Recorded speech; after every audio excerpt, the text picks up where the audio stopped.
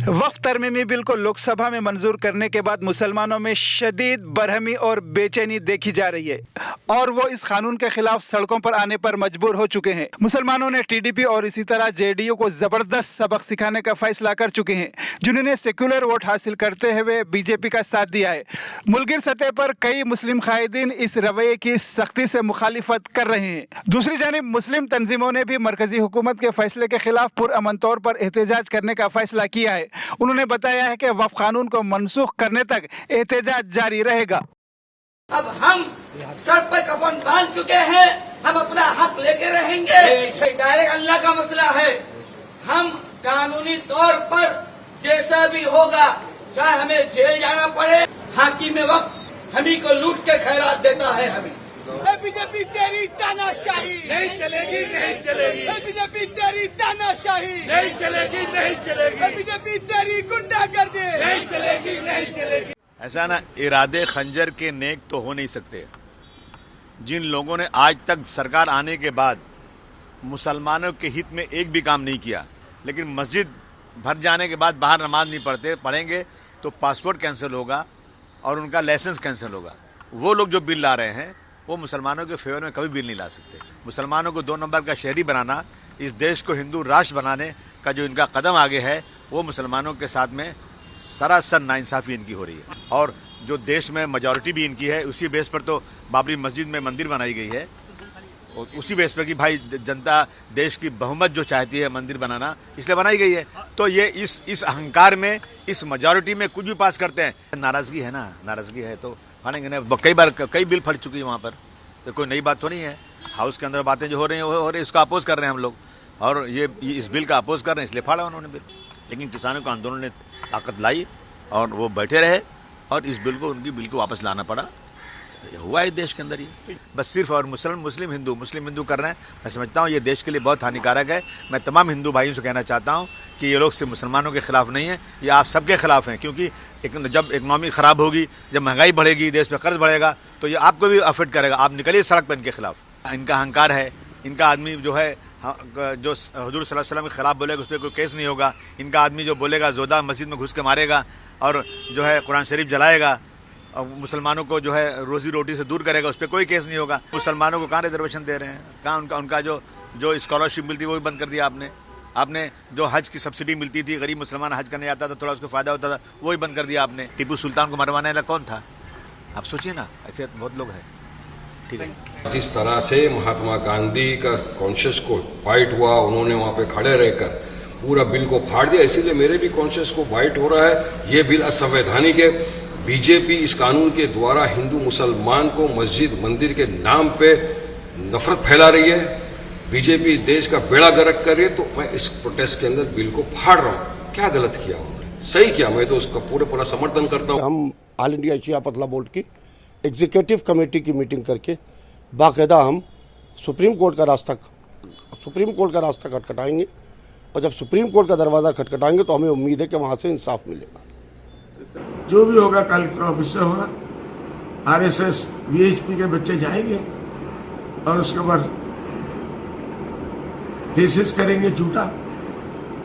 मुसलमानों से कहा जाएगा तुम इसके वक्फ बोर्ड की रजिस्ट्रेशन का नंबर लाओ, सबूत लाओ।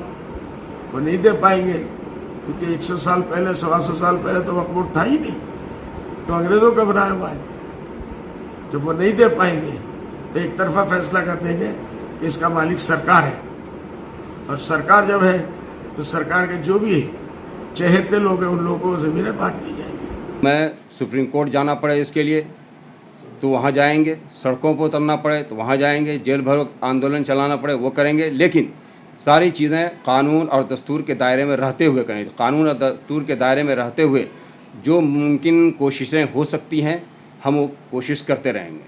और ये मुल्क को तोड़ने का ये पहला कदम है, क्योंकि जिस दिन आप शिया इमाम बाड़ों पे ताला लगाओगे, जिस दिन आप मस्जिदों पे ताला लगाओगे, जिस दिन आप जो है दरगाहों पे ताला लगाओगे, तो मुसलमान आप जानते हैं चुप नहीं बैठेगा। तो जो हमारे डेमोक्रेटिक राइट्स हैं मुसलमानों के, अब लड़ाई लड़ना हमारे पक्ष में है तो लड़ाई लड़ेंगे। आज के बीजेपी ने कभी मुसलमानों के हित के लिए कोई काम किया है? तो हम तो हित के लिए मान लें, हमेशा उन्हें हिट किया है, हित नहीं। अभी पढ़ के सुना दिया हमें वकील साहब ने कि इसमें उन्होंने पूरा प्रावधान रखा है कि जिस बड़े बड़े वक्त पर जिस पर ले चाहे गवर्नमेंट कब्जा कर लेगी और उस पर कोई अपील नहीं है। ये दुनिया का सबसे काला कानून है, दुनिया का सबसे काला कानून है कि अपील नहीं हो सकती उसकी। और जो कातिल होगा वही जज भी होगा। गवर्नमेंट कब्जा करेगी, गवर्नमेंट का अफसर फैसला करेगा। ये जो कातिल वही जज है और अपील नहीं है कोई। इसका मतलब आपने प्रावधान तो खुद ही कर दिया है कि हर खौफ कब्जा कर सकते हैं। उनको बड़ी बड़ी रकमें मिल रही, कई हजार अरब उनको मिल रहे हैं रुपए, खरबों रुपए उनको गवर्नमेंट की तरफ से मिल रहे हैं। वो खरबों रुपए देखेंगे या मुसलमानों को देखेंगे? वो उनकी लालची आंखें जो है वो खरबों रुपयों के ऊपर है, तो गवर्नमेंट की तरफ से मिल रहे हैं उनको। लिहाजा उन्हें धोखा दिया मुसलमानों को। और ज़ाहिर क्या है, पीसफुल हम लोग हैं, पीसफुल तो इसको इलेक्शन ही में मुसलमानों को जिताया भी है और यही मुसलमानों को इलेक्शन में हराएंगे भी है। वक्फ का जो कानून है, ये जहां एक तरफ इस देश में हिंदू मुसलमान के आधार पर देश का ध्यान भटकाने का तरीका है। तो बेसिकली कल का वक्फ बिल और रात के 2 बजे तक इतनी गंभीरता देश के सामने दिखाना और चर्चा किस पे? वक्फ बिल में मुतवल्ली कौन होगा, वक्फ बिल का जिम्मेदार कौन होगा, वक्फ को मैनेज कौन करेगा। लेकिन अमेरिका 26% टैरिफ लगा रहा है, इस पे बात करने को तैयार नहीं सरकार। तो वो सोशल स्ट्रक्चर को नहीं देख रहे। अब देश में तनाव है। एक ही गली में पहले लोग रहते थे, किसी को पता नहीं था कौन कौन रह रहे हैं। ये सबको बता रहे हैं, आप हिंदू हो, आप मुस्लिम हो, एससी हो, आप सिख हो। तो ये बहुत बड़ा नुकसान मुसलमान को, वक्फ को, दोनों को होने जा रहा है। लेकिन ये जिस तरह का काम आज हुआ है, ये इतिहास में काले दिन के रूप में दर्ज होगा। इसी को देखते हुए मैंने रात में ही अपना त्यागपत्र लिख लिया। अभी जो दिल्ली से ऐलान किया गया है वो ये है मात्र कि हम अगर ये कानून बन जाता है तो हम देश के सभी स्टेट हाई कोर्ट्स में और सुप्रीम कोर्ट में जाएंगे और इसको चैलेंज करेंगे अदालत के साथ। कानूनी तौर पर भी, आईनी तौर पर भी ये गलत है कि चरागों के सफर में दबदबा हो आंधियों का, तो फिर अंजाम जुल्मत के सिवा कुछ भी नहीं होगा। ये दुनिया नफरतों के आखिरी स्टेज पर है, इलाज इसका मोहब्बत के सिवा कुछ भी नहीं होगा।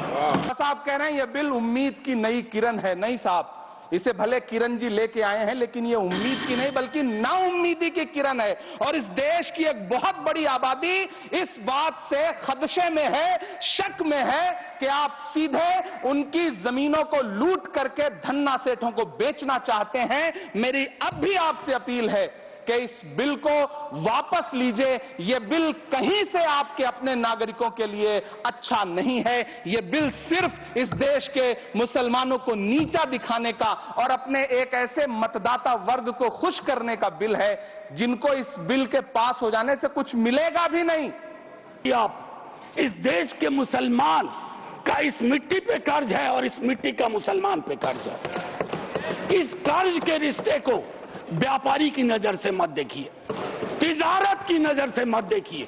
हिंदू या मुसलमान के लिए के एहसासात को मत छेड़िए, अपनी कुर्सी के लिए इस जज्बात को मत छेड़िए। ऐसे नाजुक वक्त में हालात को मत छेड़िए। है कहां हिटलर, हलाकू जार या चंगेज खां, मिट गए सब, कौम की औकात को मत छेड़िए। छेड़िए एक जंग, छेड़िए एक जंग मिलजुल कर गरीबी के खिलाफ। दोस्त मेरे मजहबी नगबात को मत छेड़िए। हाथ जोड़ के कहता हूं सर, इसको फिर से कंसल्टेशन के लिए भेजिए।